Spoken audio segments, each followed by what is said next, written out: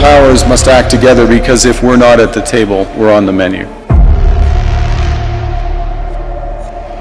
Somewhere Europe has to grow out of the mindset that Europe's problems are the world's problems, but the world's problems are not Europe's problems. चुन चुन करके हिसाब लेना ये मेरी फितरत है. Why should it be a problem? If I'm smart enough to have multiple options, you should be admiring me. Bharat झुकने वाला भी नहीं. The rise of India will be determined by India. It will be determined by our strength, not by the mistakes of others. The old order is not coming back. We shouldn't mourn it. Nostalgia is not a strategy.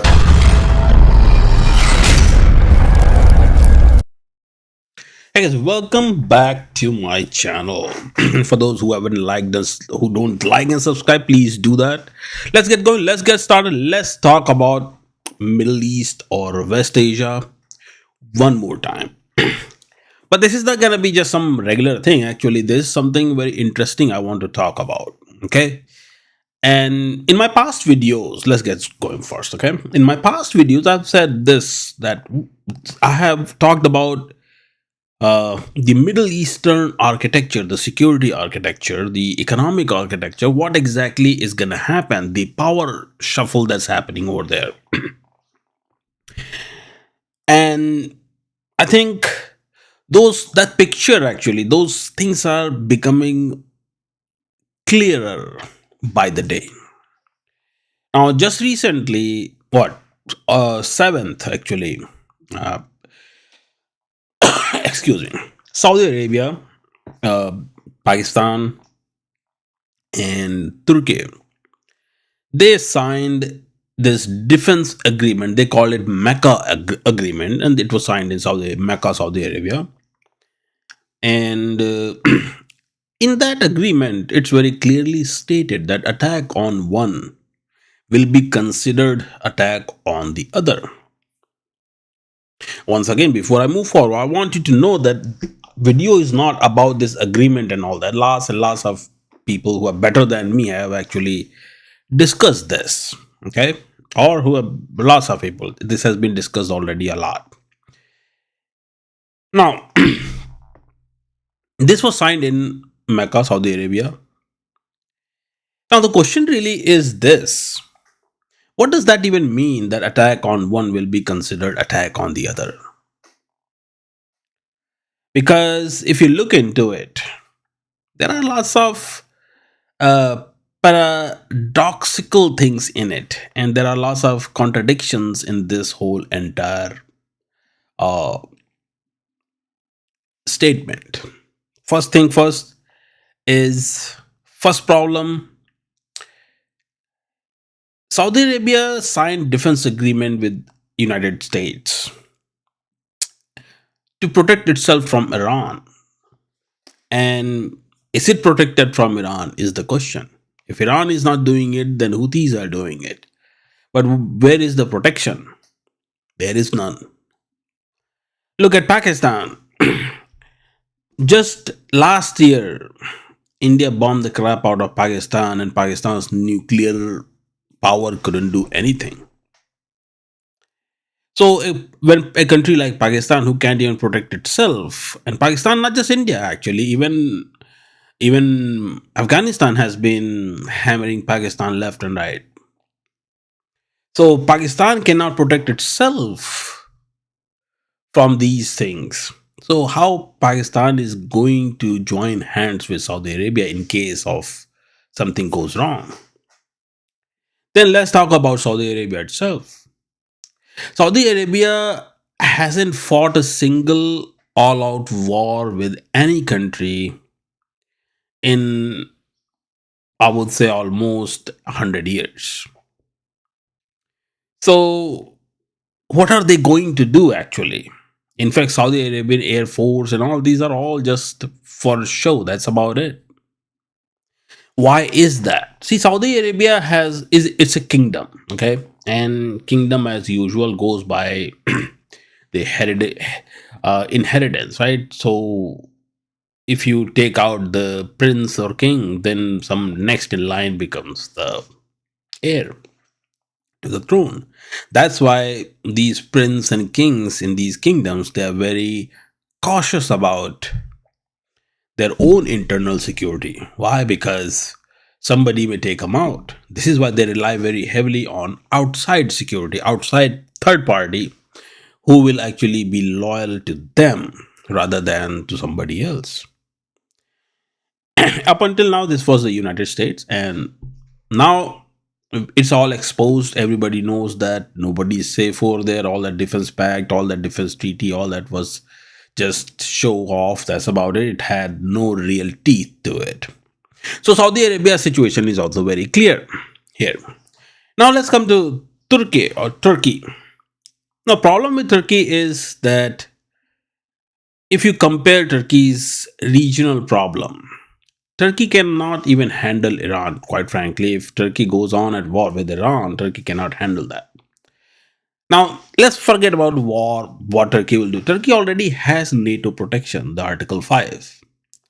So why Turkey is so inclined towards signing all these extra defense agreements?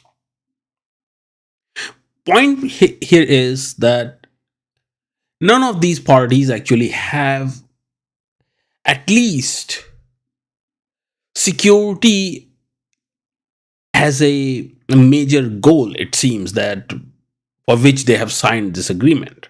So security is not there in this whole picture here. So what exactly is going on here? So that's one thing. And they signed this agreement. Now something even more interesting happened. Okay, and let me actually share my screen for that interesting thing.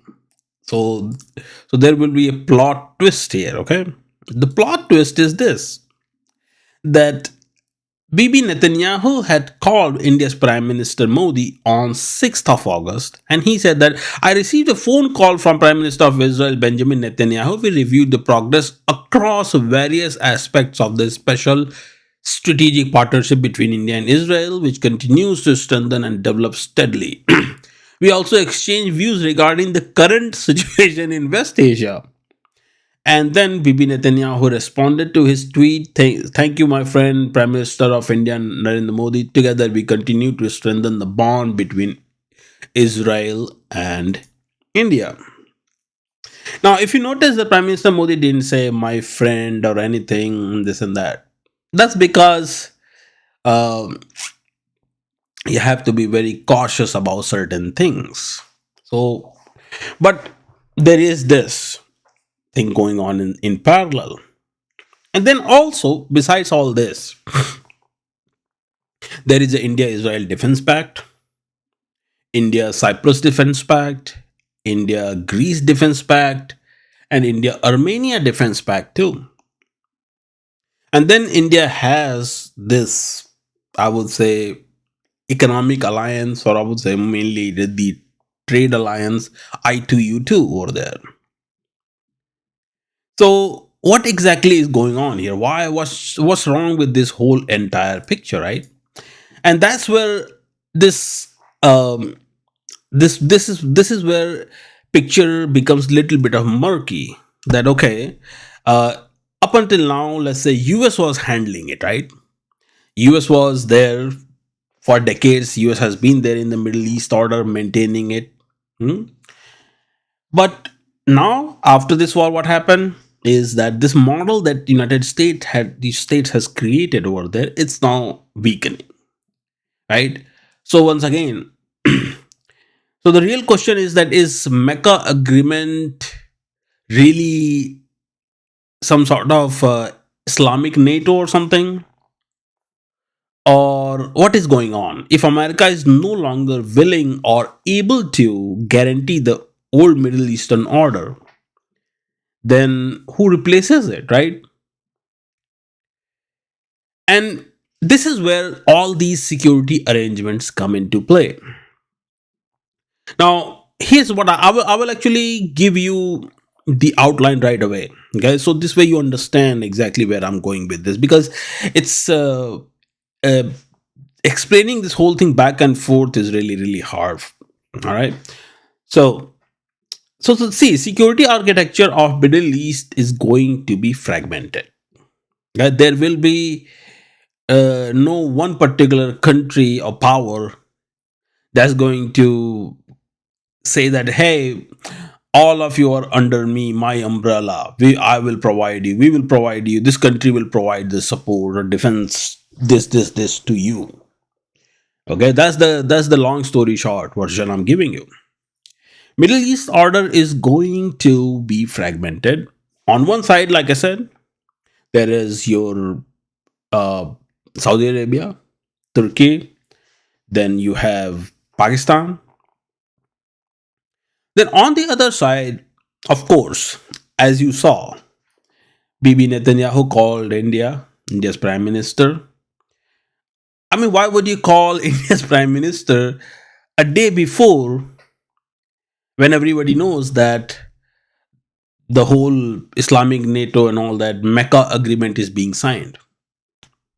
And once the agreement was signed, then Prime Minister Modi also tweeted about the call and all that discussion basically happened. Why would you do that? Clearly, you want to discuss the security architecture. Why? Because India's interests are there, and there are some serious interests actually.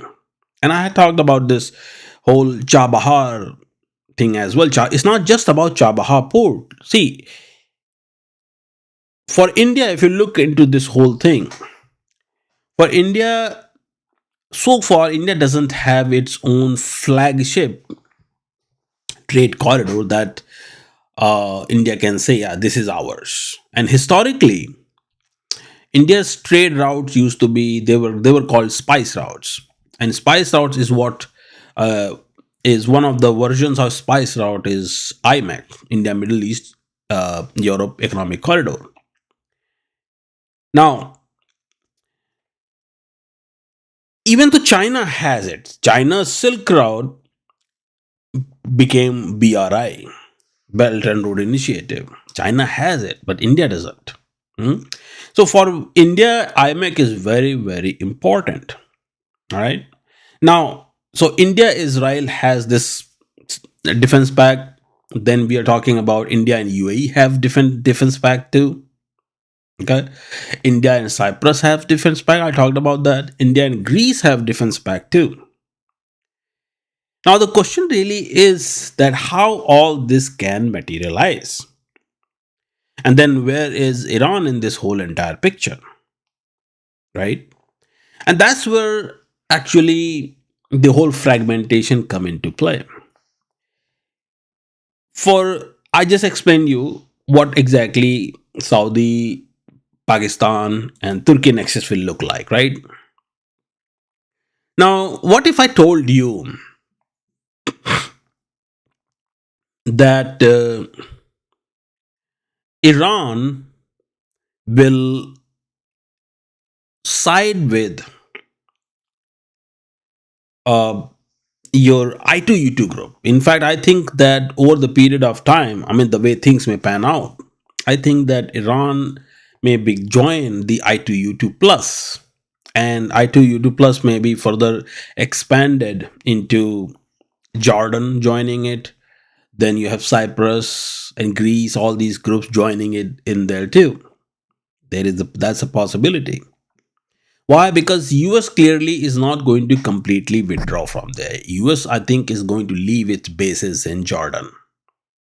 And I think that US will also uh, keep its bases in Iraq and Syria too. US has already withdrawn from Kuwait, Bahrain, Qatar, all these places. They don't need that anymore, and US is not interested in that either. Now, the question really is that for Iran, if why Iran will actually side with Israel, the country that actually just bombed the crap out of Iran too and killed their leader. So there is calculations here. There are calculations here that I've done, and I'll tell you why. If you go look into Saudi, Pakistan, and Turkey, this I would say alliance, you can call it. Yeah, that's fine. What you find is that Saudi is against Iran, then Turkey is also against Iran, and then you have Pakistan. Pakistan's relationship with Iran is love or hate relationship because they have this Balochistan contention. They have Balochistan territory that is something Iranians claim, and then Pakistanis also claim Iran side of Balochistan, part of Pakistan too. So they both claim and they have had their problems. All right, but still, I can say that yeah, it's not bad relationship. Why? Because of the whole mediator role and all that thing that uh, Pakistanis play. Okay, now come back to on this side. India has a very good relationship with Iran. It has historical ties. Then your UAE has economic ties. UAE has been actually helping Iran over the period of time during the sanctions.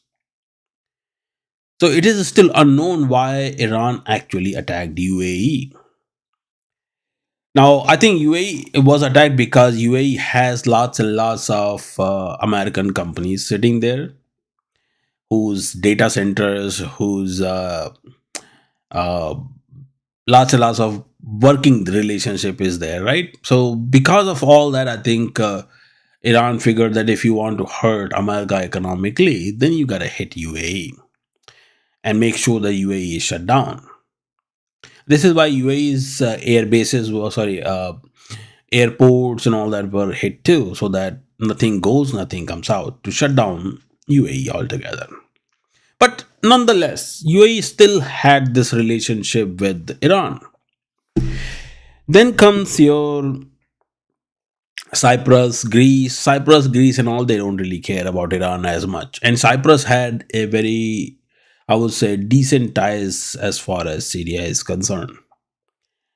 Then you have Israel. The only country that has sort of off relationship with Iran is Israel, and that the reason being that that's because of the Shia Crescent corridor that I had made. I had made a video about it. That's a very detailed video, and the title is that why Iran or how Iran actually became a pain in the neck of Israel, something along those lines. And I have explained why that is the case. Okay, but given the circumstances, Israel sees that there is a bigger problem at play right now with all these agreements and alliances and everything else. And US bases may be there, but now Israel knows that US bases are also not that protected. Maybe if Jordan, let's say Jordan says that yeah, you cannot use this place to bring war to us and this and that just because you want to protect Israel, then yeah, US base will be nullified. Same thing with Syria too. Syria is basically, most of the Syria population is Sunni population. So what is the guarantee that Syrians are not going to eventually become religious nut jobs and join their Sunni brotherhood with Saudi Arabia and your Pakistan and Turkey and all that? For Syria to actually, for Turkey to join, Turkey would actually love for Syria to be there. Why? Because then it actually kind of helps Turkey to control the Kurdish infiltration on the Turkish border. So Turkey would want that. So once again, so why I'm saying all this? Why I'm saying all this is because these are the calculations that Israel is gonna take into account. So Israel will eventually understand that yes, it's a good idea actually to be friends with Iran than with anybody else. Now, Iran coming on the I2U2 side or with some sort of separate agreement or something will take another aspect too. What that aspect is? That aspect is the economic aspect. Okay, and that economic aspect is what I think will help Iran and everybody else in that region. Okay, now let me actually open my map and then explain you what I'm talking about here. And it's very important, okay? So pay attention, because what I'm going to tell you is going to blow your mind. All right, let me open my pen here real quick,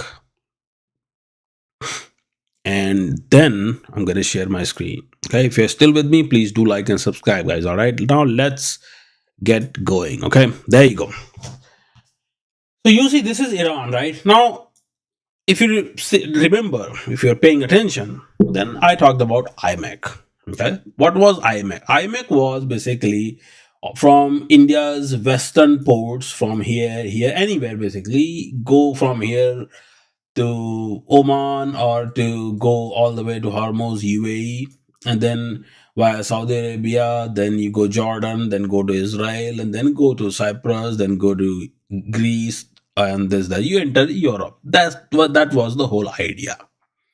Okay, and but if Iran says that, yeah, we will join you too, then there is Chabahar right here. Okay, there is Chabahar port right here. Okay, so let's say this, in that situation, Hormuz is open for India already.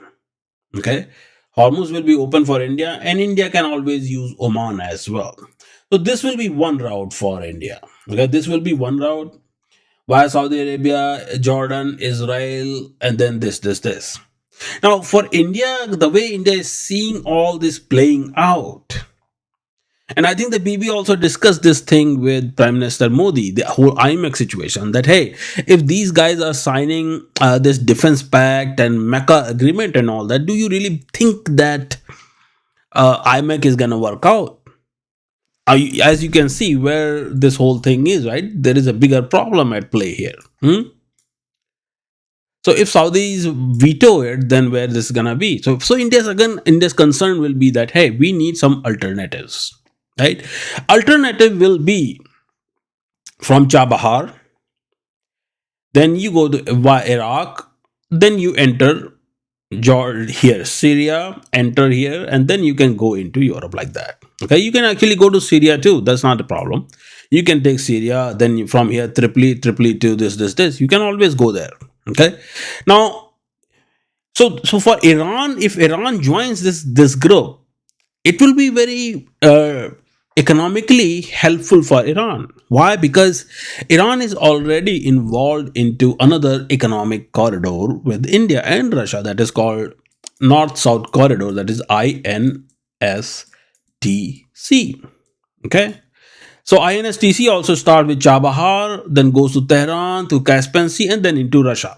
Okay, and it goes actually so right now it is taking Caspian Sea. Okay, but over the period of time, what's going to happen is that it's going to go from here to Armenia, and then via Georgia, and then you're going to go into Russia and all that. You have to understand that. And Iran is already building a tunnel here between Armenia and Iran. There is tunnel being built. You have to understand why this hasn't been done is because of the terrain. Terrain between here in Armenia part, between Iran and Armenia in this part here, is very, very difficult. That's why they have been using Tehran, from Tehran, Caspian Sea. And this is why Ukrainians were hitting all these ships here in this region. And Israelis did that too.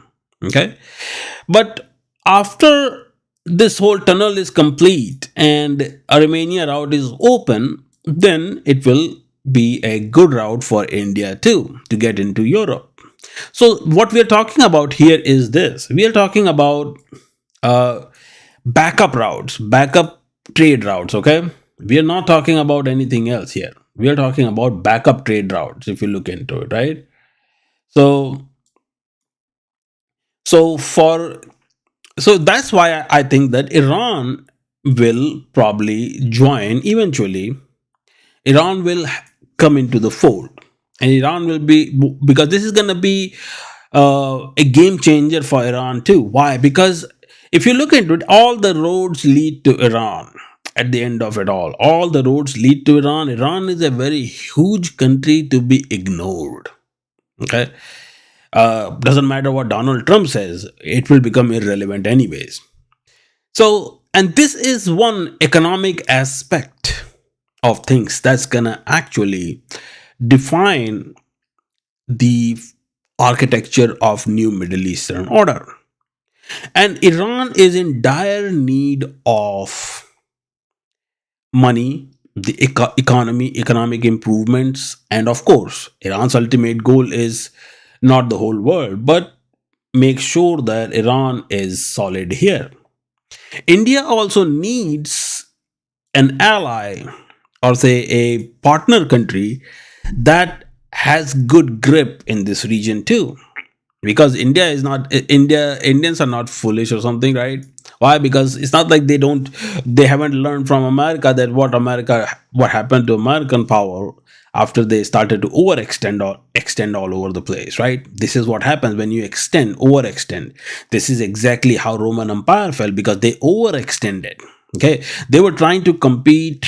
Back in those days, they were trying to compete with the Indian Empire, they were trying to compete with Chinese Empire, African Empire, and all that. And in that process, they overextended themselves. And when they overextended themselves, then Uzbeks, they were constantly being attacked by the Hun, and Hun were of Uzbeks. Actually, Uzbekistan, the people, they are the Hun. They have, I think, the same lineage or DNA or something. So, and eventually Roman Empire simply fell because of overextension.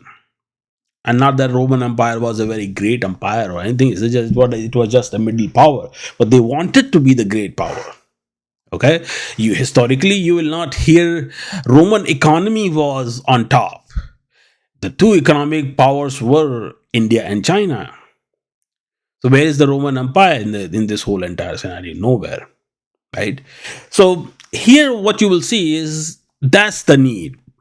And Israel also sees that if Israel and India, they are with Iran, then it is in Iran's, it will be beneficial for all the parties, that that forget about all your things, let's focus on the trade, let's focus on all that. Okay, and in any case, let's say Iran someday decides to get into a misadventure, then there will be multiple routes will be created already. See, historically, if we go back here, okay, so